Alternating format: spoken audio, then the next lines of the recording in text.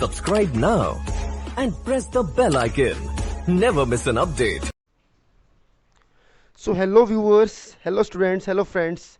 सबसे पहले तो सॉरी, मतलब आफ्टर लॉन्ग टाइम हम लोग लाइव जुड़ रहे हैं। पिछले कुछ टाइम से कुछ और प्रोजेक्ट्स पर मैं काम कर रहा था, कुछ और स्क्रिप्ट्स पर मैं काम कर रहा था, दैट इज़ वाई हम लोग कनेक्ट नहीं हो पाए, तो उसके लिए एक्सट्रीमली सॉरी।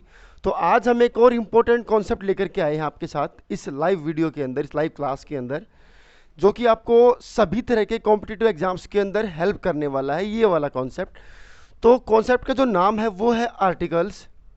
सुने होंगे आपने आर्टिकल्स, और आर्टिकल्स के बारे में खूब पढ़ा होगा। ये सभी तरह के एग्जाम्स में आते हैं, whether it is your school exam, if you're a school going student, then also it will help you in 9th class, 10th class, और even 8th class, 6th class, 7th class. और अगर आप competitive exams की तैयारी कर रहे हैं तब भी ये आपकी हेल्प करने वाला है। तो ये वाला कॉन्सेप्ट इंग्लिश ग्रामर की अगर मैं बात करूँ मोस्ट इंपॉर्टेंट टॉपिक्स में से ही एक है। तो बेसिकली आर्टिकल्स क्या होते हैं सबसे पहले मैं वो बता दूं, और उससे पहले मैं आपको ये बता दूं, इस लिंक को फटाफट से आप अपने सभी फ्रेंड्स के साथ जो है वो शेयर कर दो। तो आर्टिकल्स क्या होते हैं? दो तरह के आर्टिकल्स होते हैं इंग्लिश ग्रामर के अंदर। एक होते हैं डेफिनेट आर्टिकल्स, दूसरे होते हैं इनडेफिनेट आर्टिकल। अब डेफिनेट का मतलब तो हुआ कि इसने अपने मीनिंग को फिक्स कर लिया। इनडेफिनेट का मतलब हुआ कि इसके मीनिंग के अंदर जो है वो फ्लेक्सिबिलिटी है। ओके, तो डेफिनेट, इनडेफिनेट। अब डेफिनेट में हमारे पास एक आर्टिकल होता है जिसका जो होता है द। इनडेफिनेट में हमारे पास दो होते हैं, ए और एन। अब डेफिनेट और इनडेफिनेट क्यों कहते हैं वो भी सुन लीजिए। मतलब इन तीनों का ही मतलब, द, ए और एन, इन तीनों का ही मतलब होता है वन। मतलब ये तीनों ही किसी सिंगल यूनिट के लिए काम आते हैं। ठीक है, ये तीनों ही आर्टिकल, दा भी, ए भी और एन भी, ये तीनों का ही मतलब होता है एक चीज। लेकिन अब जब तीनों एक चीज के लिए इस्तेमाल हो रहे हैं तो फिर डेफिनेट और इनडेफिनेट का कॉन्सेप्ट कहां से आया? फिर फिक्स ये फ्लेक्सिबिलिटी वाला कॉन्सेप्ट कहां से आया? वो एक समझने की बात है। तो मैं आपको बता रहा हूं, अगर कोई चीज, मैंने कहा डेफिनेट, फिक्स, अब ये जो दा है ना, ये दा हर एक चीज के लिए नहीं आता। मतलब ये किसी भी कॉमनली यूज होने वाली किसी एक चीज के लिए नहीं आएगा। ये उस चीज के लिए आएगा जो एक तो है बट वो अपने आप में एक ही है। जी हाँ, वो फिक्स है, वैसी दूसरी चीज नहीं है। या फिर कई बार वैसी दूसरी चीज होती भी है लेकिन हम लोगों ने उस कंडीशन में उस चीज को स्पेशल वन बना दिया। इसको फिक्स मैंने इसलिए कहा क्योंकि दा का मतलब होता है special one, not a single one, normally one नहीं, स्पेशल वन। और उसी कंडीशन में अगर मैं बात करूं, ए और एन हमारे जो आर्टिकल्स हैं वो स्पेशल वन के लिए नहीं आते हैं, वो आते हैं नॉर्मली कैजुअली यूज होने वाले वन के लिए। मतलब कि मान लीजिए ये बहुत सारी एप्पल्स पड़ी हुई हैं, इन एप्पल्स में से किसी एक एप्पल को पिक करके मैं कहता हूं मेरे पास एक एप्पल है। मतलब मैंने 50 एप्पल्स में से एक एप्पल पिक करी, देन आई एम सेइंग कि मेरे पास एक एप्पल है। तो मैं बोलूंगा आई हैव एन एप्पल। तो मैंने ए या एन का यूज किया। लेकिन मान लीजिए कोई खास एप्पल, दुनिया की आखिरी एप्पल बची हुई है, ठीक है, या फिर मुझे किसी ने गिफ्ट में कोई एप्पल दी और मैंने वो एप्पल खो दी, तब मैं बात करूंगा जी उस एप्पल की। अगर मैं तब बात करूंगा तो उस कंडीशन में वो द एप्पल हो जाएगा। अगर मैं कहूंगा कि मैंने वो वाली एप्पल खा ली जो तुमने मुझे मेरे बर्थडे पर गिफ्ट करी थी, वैसे तो एप्पल कोई बर्थडे पर गिफ्ट करता नहीं है, लेकिन हम लोग सिर्फ कंडीशन को अज्यूम कर रहे हैं। तो मैं बोलूंगा I have eaten the apple, I have eaten the apple, मैंने वो वाली एप्पल खा ली जो तुमने मुझे बर्थडे पर दी थी, तो वहां पर वो दा बनेगा। ऐसे ही कॉमनली चीजें, मान लीजिए मेरे पास एक पेन है, दुनिया में बहुत सारे पेन होते हैं, तो उसमें से एक पेन की मैंने बात करी तो आई हैव अ पेन। लेकिन अगर मैं बात करूं वहीं पर रेड फोर्ट की, लाल किले की, तो दुनिया में फोर्ट तो बहुत सारे हैं, लेकिन रेड फोर्ट अगर मैं वहां पर उसको स्पेसिफाई कर दूंगा तो फिर वहां पर वो दा बन जाएगा। लेकिन अगर मैं कहूं कि मैं कल एक किले में गया था, मतलब मैंने एक किला विजिट किया, तो वहां पर फिर वो ए फोर्ट आएगा, क्योंकि ये एक किला, 50,000 किलो में से कोई एक किला। लेकिन अगर मैं कहता हूं रेड फोर्ट मैंने विजिट किया, तो फिर वहां पर मैं दा को यूज करूंगा, बिकॉज वहां पर हम उसके मीनिंग को फिक्स कर रहे हैं। फिक्स करने से मेरा मतलब होता है ये उसी पर्टिकुलर नाउन के लिए यूज हुआ है। ए और एन का मतलब होता है उनमें से किसी के लिए भी। एक एप्पल का मतलब आपको पता नहीं कौन सी एप्पल, डब्बे में से एक एप्पल निकाल करके दे दे, नहीं पता, कोई भी एक एप्पल, आप कोई भी एक एप्पल निकाल करके दोगे चलेगा। अगर मैं उसमें से किसी एक एप्पल को पॉइंट आउट कर दूं, वो मुझे वो वाले एप्पल जो सबसे नीचे है, तो फिर मुझे वहां पर उसकी जगह पर यूज करना, उसके साथ यूज करना पड़ेगा द। तो ये ए एंड द कॉन्सेप्ट होता है। अब एक और जानने वाली बात ये है कि ए और एन दोनों ही एक ही कंडीशन में यूज होते हैं, तो अंतर क्या पड़ता है? अगर मान लीजिए जिस भी नाउन से पहले आप इनको यूज कर रहे हैं, अगर उसकी साउंड वोवल साउंड है, कैसी साउंड है? Vowel sound. वोवल साउंड है ए, ई, आई, ओ, यू, इनमें से किसी की साउंड आ रही है, ए की साउंड आ रही है, ई की साउंड आ रही है, ऊ की साउंड आ रही है, ओ की साउंड आ रही है, मतलब स्वर, हिंदी में जिसको मैं कहता हूँ ना स्वर, उनकी अगर साउंड आती है तो फिर वहां पर यूज होगा एन, उस साउंड से पहले यूज होगा एन। ओके, अगर वो एक चीज है तो। अगर कॉन्सोनेंट की साउंड आ रही है, क ख ग, ये सभी कॉन्सोनेंट है, या फिर इनके अलावा जो लेटर्स बचते हैं इंग्लिश के अंदर वो सभी कॉन्सोनेंट है, वो साउंड आ रही है तो उससे पहले यूज होगा, हम उसके पहले ए को यूज करेंगे। तो अब हम कुछ एग्जांपल्स करते हैं, वो एग्जांपल्स जो बार बार कॉम्पिटिटिव एग्जाम्स के अंदर आपको फेस करने को मिलते हैं, तो उसको हम लोग ट्राई करते हैं और उसके थ्रू इस पूरे कॉन्सेप्ट को सीखने की कोशिश करते हैं, क्योंकि एग्जांपल से आपको चीजें और ज्यादा क्लियर हो सकती हैं। चलिए, क्वेश्चन नंबर 1 क्या कहता है? टी। ये बहुत मुश्किल कॉन्सेप्ट नहीं है, लेकिन बच्चे यहाँ पर गलतियां करते हैं, क्योंकि उनको द और ए और एन में ये जो मैंने अभी आपको डिफरेंस बताया कि स्पेसिफाई और नॉन स्पेसिफाई चीजें, ठीक है, अभी मैंने एप्पल का एग्जांपल दिया कि आपको एक एप्पल चाहिए, तो आप कोई भी एप्पल की अगर बात करें तो वो ए या एन है। अगर वहां पर आप किसी स्पेसिफाई एप्पल की बात करें कि भाई वो कोने में जो गला हुआ पड़ा है उसकी मैं बात कर रहा हूं, तो अगर आप if you want to specify that particular noun then you must use the. Okay, तो एग्जांपल कहता है टी विच आई, तो मेरे साथ साथ आप कोशिश करें एरर को ढूंढने की कि कहां पर गलती हो सकती है। मैंने अभी अभी आपको रूल समझाया है। Which I am drinking, tea which I am drinking, which I am drinking is hot, is hot, या फिर यहां पर कोई एरर आपको नजर नहीं आता है, तो बहुत इजी है। अभी अभी मैंने बात करी, नॉर्मली हम लोग, अगर मैं बात कर रहा हूं कि चाय, मैं चाय पी रहा हूं, ठीक है, मैं गर्म चाय पी रहा हूं, तो वो ठीक था। लेकिन अभी मैंने कहा कि चाय जो मैं पी रहा हूं वो चाय बहुत गर्म है, चाय गर्म है, और जो चाय मैं पी रहा हूं वो चाय बहुत गर्म है, इन दोनों बातों में अंतर होता है। अब यहां पर हमने क्या किया? Here we are talking about a particular tea, here we are talking about a particular tea. हम किसी भी चाय की बात नहीं कर रहे हैं कि हमें चाय गर्म पीनी चाहिए, या ये गर्म चाय है, या दुकान पे गर्म चाय मिलती है, हम तो इस पर्टिकुलर टी की बात कर रहे हैं भैया, कि ये वाली चाय गर्म है, तो ये पर्टिकुलर है, ये इसको स्पेसिफाई करना है, तो इससे पहले क्या आ जाएगा? The T. The T which I am drinking is hot, वो चाय जो मैं पी रहा हूं फिलहाल इस कप में वो बहुत ही गर्म है। तो ये था इसका पहला एग्जाम्पल। आई होप कि आपको समझ में आ गया होगा, बाकी एग्जाम्पल्स भी ऐसे ही करने वाले हैं। तो अब फटाफट से आप मेरे साथ साथ जो है वो रिप्लाई करने की कोशिश करें अगर आपको कुछ समझ में आता है तो। सेकंड एग्जांपल क्या कहता है? I know a doctor, I know a doctor, you are, I know a doctor you are referring to, you are referring, okay, double R, you are referring to, या फिर कोई एरर यहां पर नहीं है, मैं उस डॉक्टर को जानता हूं जिसकी तुम बात कर रहे हो। अब नॉर्मली मैं एक डॉक्टर को जानता हूं, अगर मैं कहता हूं मैं एक डॉक्टर को जानता हूं तो मैं बोलूंगा आई नो अ डॉक्टर, ठीक है भाई मैं जानता हूं। लेकिन जिसकी तुम बात कर रहे हो मैं उसको जानता हूं, मतलब यहां पर वो तो कोई पर्टिकुलर है, वो कोई आम डॉक्टर या जनरली तो हम बात कर नहीं रहे हैं, तो स्पेसिफाई करना पड़ेगा। स्पेसिफाई करने के लिए ए तो नहीं आएगा, थोड़ी देर पहले हम लोगों ने बात करी है, तो यहां पर इसकी जगह पर क्या यूज करेंगे हम लोग? द। तो आई नो द डॉक्टर, भैया मैं उस डॉक्टर को जानता हूं जिसकी तुम बात कर रहे हो, जिसको तुम रेफर करने की कोशिश कर रहे हो। उसके बाद थर्ड एग्जाम्पल क्या कहता है, और ये जो एग्जाम्पल्स मैं आपको बता रहा हूं ये एसएससी के और दूसरे कॉम्पिटिटिव एग्जाम्स में आ चुके हैं, एमटीएस में आ चुके, दूसरे एग्जाम्स में ये कई बार आ चुके हैं। ये वो क्वेश्चंस हैं, ये भले ही अभी आपको देखने में इजी लग रहे हैं क्योंकि अभी आपको मैं बता रहा हूं, तो मेरे साथ साथ अगर आप पढ़ रहे हैं तो फिर आपको इजी लगने वाला है। बाद में जो आप प्रैक्टिस करेंगे दूसरे एग्जाम्पल्स की या इन एग्जाम्पल्स की, तब फिर आप रूल्स को ध्यान रखने की कोशिश करें। थर्ड एग्जाम्पल क्या कहता है? The police asked us, the police asked us about our, the police asked us about our movements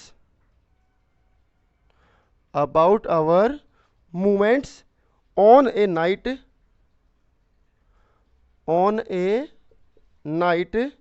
of the crime या फिर आपको कोई एरर यहां पर नजर नहीं आता है। तो पुलिस ने हमसे पूछताछ करी हमारी मूवमेंट के बारे में, मतलब हम लोग कहाँ थे। अगर टीवी देखते हैं तो पुलिस पूछती है, किसी को पकड़ती है मान लीजिए किसी अपराध में, तो सबसे पहले पूछती है कि भैया जिस टाइम ये क्राइम हुआ तुम कहाँ थे। तो पुलिस ने हमसे पूछा हमारी मूवमेंट्स के बारे में on a night of the crime, उस रात के बारे में जिस रात को क्राइम हुआ था। अब उस रात के बारे में हमसे वो किसी जनरली कोई मूवमेंट के बारे में बात नहीं कर रही, पुलिस हमसे एक पर्टिकुलर टाइम के बारे में बात कर रही है कि उस पर्टिकुलर मूवमेंट में आप कहाँ थे, किस पर्टिकुलर मूवमेंट में जब क्राइम हुआ। तो फिर ए नहीं आएगा यहाँ पर। अगर पर्टिकुलरली हम बात कर रहे हैं तो ए की जगह पर हम लोग क्या यूज करेंगे, द नाइट। तो हमसे पुलिस ने उस रात के बारे में पूछा जिस रात को ये क्राइम हुआ था, तो ए को हम लोग रिप्लेस कर देंगे किसके साथ, द के साथ। तो आई होप स्टूडेंट्स आपको समझ में आ रहा है, और आई ऑल्सो होप कि आप इन सेंटेंसेस को नोटबुक में नोट कर लें सो दैट आपको वीडियो बार बार ना देखनी पड़े। वैसे तो मैं चाहूँगा कि आप वीडियो को बार बार देखें, लेकिन फिर भी मैं कह रहा हूँ कि आप इनको नोट कर सकते हैं सो दैट आपको वीडियोज़ को बार बार ना देखना पड़े। फोर्थ एग्जाम्पल क्या कहता है, पैसिफिक ओशियन। जब ये वीडियो खत्म होगी तो मैं आपको द जो आर्टिकल हमारा होता है उसके कुछ और यूज़ बताने वाला हूँ, तो इसलिए वीडियो को एंड तक देखें। जब ये वीडियो जो है वो एंड अप होगी तब मैं द को पर्टिकुलरली कहाँ कहाँ हम लोग यूज़ करते हैं, मेंशन करते हैं, मैं वो सब पॉइंट आपको बताने वाला हूँ so that in future in example से बाहर भी कोई एग्जाम्पल आता है तो वहाँ पर आप द को यूज़ कर सके। फिलहाल के लिए आप ये समझ लीजिए स्पेसिफाई करने के लिए किसी भी नाउन को हम लोग द को यूज़ करते हैं। तो Pacific ocean is the deepest, Hindi में इसको बोलते हैं प्रशांत महासागर, is the deepest ocean, is the deepest ocean in the world, या फिर आपको यहाँ पर कोई एरर नज़र नहीं आता है। तो यहाँ पर सीधा सा रूल है, जितने भी हमारे ओशियन होते हैं उन सभी के नाम से पहले हम लोग द यूज़ करते हैं। ठीक है, हिंद महासागर के लिए इंडियन ओशियन नाम है, द इंडियन ओशियन यूज़ करते हैं। तो पैसिफिक ओशियन से पहले भी हम लोग क्या यूज़ करेंगे, द को यूज़ करेंगे। तो ये हमारा सही सेंटेंस क्या बनता, द पैसिफिक ओशियन। तो before the name of oceans the is always used. Question number 5 क्या कहता है गाइज, क्वेश्चन नंबर 5 कहता है ऑल मैंगोज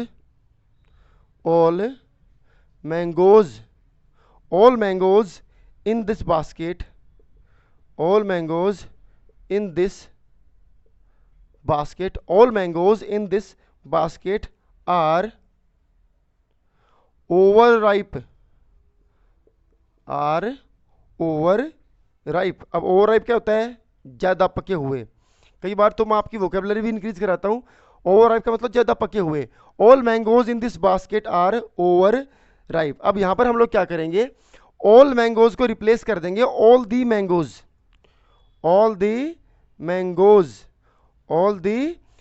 रूल क्या कहता है, ऑल एंड बोथ हमेशा जिस आर्टिकल को अपने साथ कैरी करते हैं वो होता है द। तो बोथ द मैंगोज, अगर यहाँ पर हम दो मैंगो की बात कर रहे होते हैं ना कि दो मैंगो जो है वो दोनों के दोनों पके हुए हैं, तो बोथ अगर हम यहाँ पर यूज करते हैं तो both the mangoes, all the mangoes, both the boys are confident. ठीक है, ऑल द स्टूडेंट्स, ऐसे करके हम यूज करते हैं। तो ऑल और बोथ हमेशा कैरी करते हैं द को अपने साथ। क्वेश्चन नंबर 6, तो ये रूल आपको ध्यान रखना है, ऑल और बोथ अगर आपको कहीं दिखता है देन उसके बाद एक नाउन यूज किया गया है प्लूरल सेंस में, तो उस ऑल या बोथ और उस प्लूरल नाउन के बीच में जो है आप लोग द को यूज करेंगे। The teacher were instructed, 6th sentence कहता है the teachers were instructed, the teachers were instructed to follow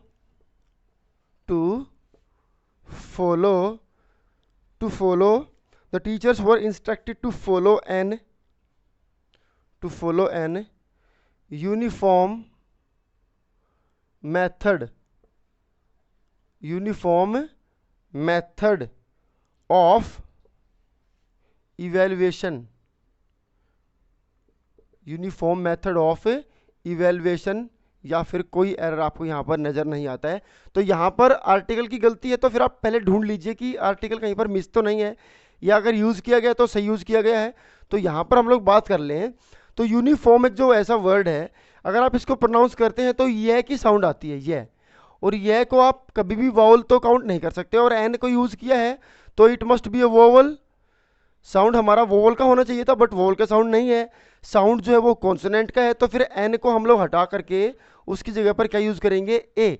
तो फॉलो ए यूनिफॉर्म मेथड यहाँ पर बात करेंगे। अब किसी पर्टिकुलर मेथड की बात यहाँ पर करी नहीं गई है, तो दा तो यूज़ होगा नहीं, ठीक है। तो एन यहाँ पर यूज़ किया गया है तो वो गलत है, क्योंकि साउंड यूनिफॉर्म की जो स्टार्टिंग साउंड है वो वावल साउंड नहीं है।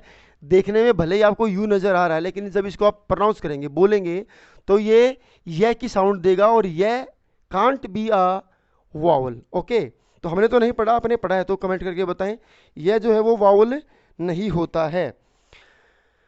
नेक्स्ट क्वेश्चन की बात कर लेते हैं। इन 7th question, in 1906, in 1906 A earthquake,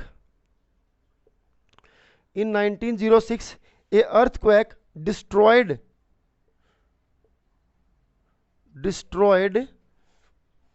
much of the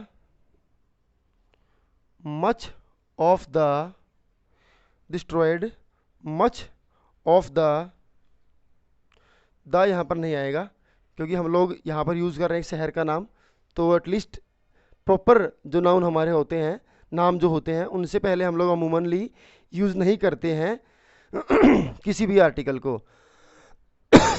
sorry, much of San Francisco. अभी सैन फ्रांसिस्को क्या है, सैन फ्रांसिस्को एक शहर का नाम है। सैन स्पेलिंग देख लेते हैं, ओके, सिस्को, सैन फ्रांसिस्को, यहाँ पर सी आएगा, आई थिंक कि बुक में मिस्टेक थी, सैन फ्रांसिस्को, या फिर कोई एरर यहाँ पर आपको नज़र नहीं आता है। In 1906 a earthquake destroyed much of San Francisco, या फिर कोई एरर यहाँ पर नहीं है। तो सीधा सीधा हमारे यहाँ पर यूज़ किया गया एक आर्टिकल ए। अगर ए को यूज़ किया गया है तो फिर उसके बाद जो नाउन आया है, अगर आप उसको बोलते हैं उस नाउन को, तो वहाँ पर जो साउंड आनी चाहिए वो कॉन्सोनेंट की आनी चाहिए। बट आप अगर बोलेंगे अर्थक्वेक, तो अ की साउंड आ रही है, और ए कोई कॉन्सोनेंट तो नहीं हो सकता, इसलिए इससे पहले जो आर्टिकल आएगा वो क्या होगा, एन। तो एन यहाँ पर यूज होगा, an earthquake.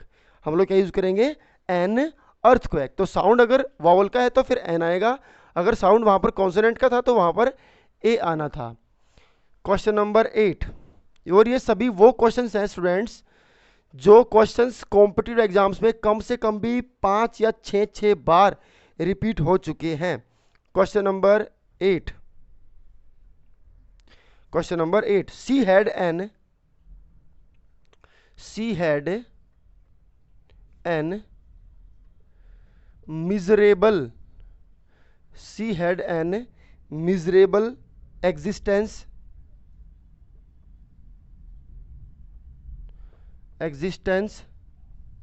she had an miserable existence living with him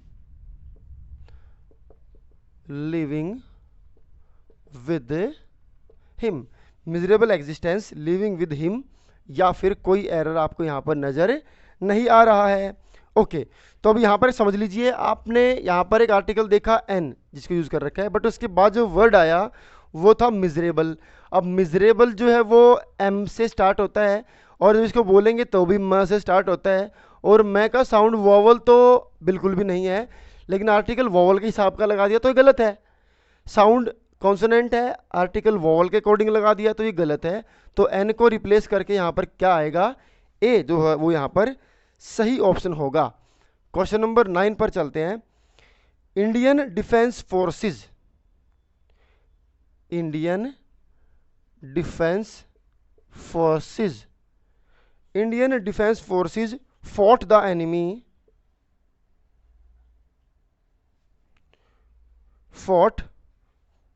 enemy, fought the enemy till the last soldier was till the last soldier was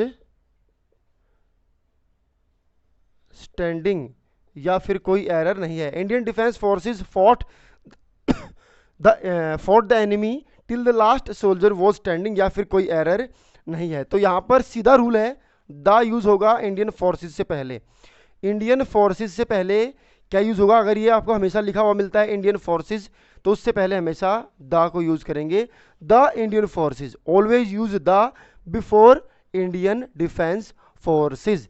तो द इंडियन डिफेंस फोर्सेस यहां पर सही option है। Question number 10, ये सीधा rule था, ये आपको याद रखना है। और ये वीडियो भी एंड अप होने वाली है, उसके बाद में द कहां कहां पर पर्टिकुलरली यूज होता है वो भी कुछ पॉइंट्स आपको बताने वाला हूं जो आपको हेल्प करेंगे। क्वेश्चन नंबर 10 क्या कहता है? Your motivational speech, your motivational speech, your motivational speech has had, अब हैड से कंफ्यूज नहीं होना है। हैज यहां पर हेल्पिंग वर्ब के तौर पर यूज किया गया है, ये हैड यहां पर वर्ब की थर्ड फॉर्म के तौर पर यूज किया गया है। हैज हैड द ट्रेमेंडस, स्पेलिंग देख लेते हैं कहीं गलती ना हो जाए, ट्रेमेंडस, हैज हैड द, यहां पर हैड का मतलब है होना, ठीक है। ट्रेमेंडस effect on my students, on my students, या फिर यहां पर आपको कोई एरर जो है वो नजर नहीं आता है। तो यहां पर जो यूज किया गया है आर्टिकल द, वो यहां से हट जाएगा, क्योंकि हम यहां पर किसी पर्टिकुलर इफेक्ट की बात नहीं कर रहे हैं, एक नॉर्मली बात कर रहे हैं, बड़ा अच्छा असर पड़ा, तो फिर यहां पर द को रिप्लेस कर देंगे। और ट्रमेंडस है तो ट से स्टार्ट हो रहा है, तो इसकी जगह पर क्या यूज होगा यहां पर? A. Question number 11 and the last question of this video. I was first, I was first,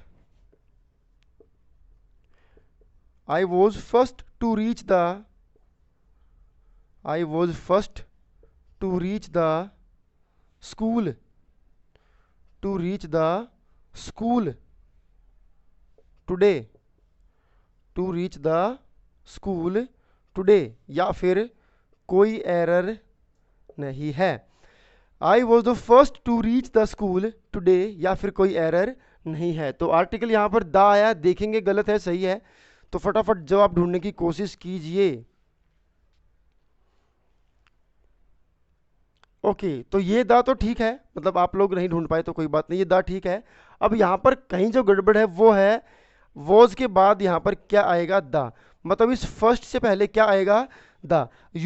rule क्या कहता है? जो भी ऑर्डिनल नंबर होते हैं, ऑर्डिनल ऑर्डर बताने वाले, फर्स्ट सेकंड थर्ड, जो भी ऑर्डिनल नंबर होते हैं उनसे पहले हमेशा दा को यूज किया जाता है। तो रूल के अकॉर्डिंग द फर्स्ट यहां पर यूज होगा, तो दा आएगा इस फर्स्ट से पहले, बिकॉज ऑर्डिनल्स नंबर हमेशा खुद से पहले कैरी करते हैं आर्टिकल द। तो ये तो थे कुछ एग्जांपल्स जो कम से कम भी, इनमें से हर एग्जांपल कम से कम भी 5 डिफरेंट कैटेगरीज के एग्जाम्स में आ चुके हैं। मैं आपके लिए वही क्वेश्चंस सेलेक्ट करता हूं जिनके आने की प्रोबेबिलिटी एग्जाम्स के अंदर सबसे ज़्यादा होती है। अब मैं दा के लिए कुछ चीज़ आपको बता रहा हूं। जितनी भी हमारी होली बुक्स होती हैं, आप ध्यान देंगे, जितनी भी हमारी होली बुक्स होती हैं उनके नाम से पहले हमेशा द को यूज किया जाता है। For example the Gita, the Ramayana, the Mahabharata. Okay, जो भी हमारी ट्रेन्स होती हैं, बड़ी बड़ी जो ट्रेन्स होती हैं, राजधानी एक्सप्रेस, शताब्दी एक्सप्रेस, इनसे पहले भी हम हमेशा द को यूज करते हैं। जो भी हमारे बड़े बड़े शिप्स होते हैं, शिप्स जैसे फॉर एग्जाम्पल टाइटैनिक एक शिप का नाम है, तो उससे पहले भी हम लोग द को यूज करते हैं। कोई भी ऐसे स्पेशल प्रॉपर नाउन, अगर वो प्रॉपर नाउन बन गए बाद में, जैसे फोर्ट का मैंने रेड फोर्ट बनाया, ताजमहल, ये सभी जो मोन्यूमेंट हैं, ये वैसे तो प्रॉपर होते हैं लेकिन ये मोन्यूमेंट की फॉर्म में आते हैं। तो जितने भी हमारे मोन्यूमेंट होते हैं, फेमस जितने भी हमारे मोन्यूमेंट्स हैं, उनसे पहले भी हम लोग किसको यूज़ करते हैं? द को यूज़ करते हैं। जो बड़े बड़े न्यूज़पेपर्स होते हैं उनके नाम से पहले भी हमेशा द को यूज़ करते हैं, जैसे द इंडियन एक्सप्रेस, जो भी न्यूज़पेपर होते हैं। जो बड़े बड़े ब्रांड्स होते हैं उनके नाम से पहले भी हमेशा द को यूज़ करते हैं। जो हमारी नदियाँ हैं, जो होली रिवर्स हैं या बड़ी बड़ी नदियाँ हैं, गंगा, इस तरह की जो नदियाँ हैं, गंगा, ब्रह्मपुत्र, इनके नाम से पहले भी हमेशा हम लोग यूज़ करते हैं द को। जो हमारे ओशियंस हैं उनके नाम से पहले भी हम लोग किसको यूज़ करते हैं, द को यूज़ करते हैं। जब आप एक नाउन के थ्रू पूरी कंप्लीट फैमिली से की बारे में बात करना चाहते हैं, उससे पहले भी हम लोग द का यूज़ करते हैं, जैसे द कंप्लीट दहिया फैमिली या द दहिया फैमिली। या फिर जब आप किसी एक पर्टिकुलर एडजेक्टिव के थ्रू जो है वो उस पूरी क्लास की बात करते हैं, तब भी द यूज़ करते हैं, जैसे कि द रिच। द रिच का मतलब होता है दुनिया के सभी अमीर आदमी, ठीक है। तो इन सभी कंडीशंस में हम लोग यूज़ करते हैं द को, क्योंकि यहाँ ये सभी कंडीशन किसी एक चीज़ को स्पेसिफाई कर रही होती हैं। दैट इज़ वाई हम लोग यहाँ पर द को यूज़ करते हैं। स्टूडेंट्स, तो ये था हमारा आर्टिकल का कॉन्सेप्ट। आई होप कि वीडियो आपको समझ में आ गई होगी। नहीं आई है तो बाद में भी देख सकते हैं, नोटबुक में नोट आई होप कि आपने कर लिया होगा इन सब चीज़ों को। ये आपको काफ़ी ज़्यादा हेल्प करने वाली है आपके सभी एग्जाम्स के अंदर, weather it is your school exam, even your school exam also. ये सेकंड या थर्ड क्लास से हम लोग स्टार्ट कर देते हैं, अप टू 10th ही चलते हैं, बोर्ड एग्जाम्स में भी आते हैं, देन उसके बाद कॉम्पिटेटिव एग्जाम्स में भी आते हैं। तो ये बहुत ज़्यादा हेल्पफुल है ये कॉन्सेप्ट। तो आई होप कि समझ में आ गया होगा, नहीं आया तो 2-3 बार वीडियो को देखें, ईजिली आपको समझ में आ जाएगा। और आई होप कि आपने हमारे चैनल को सब्सक्राइब कर रखा है। If you are a new viewer then आप हमारे चैनल को अभी सब्सक्राइब कर सकते हैं। और हमारी वीडियो देखने के लिए थैंक्स। और तमाम ऐसी अपडेट्स पाने के लिए आप बेल आइकन को ज़रूर दबा कर रखें। Thank you guys, thank you.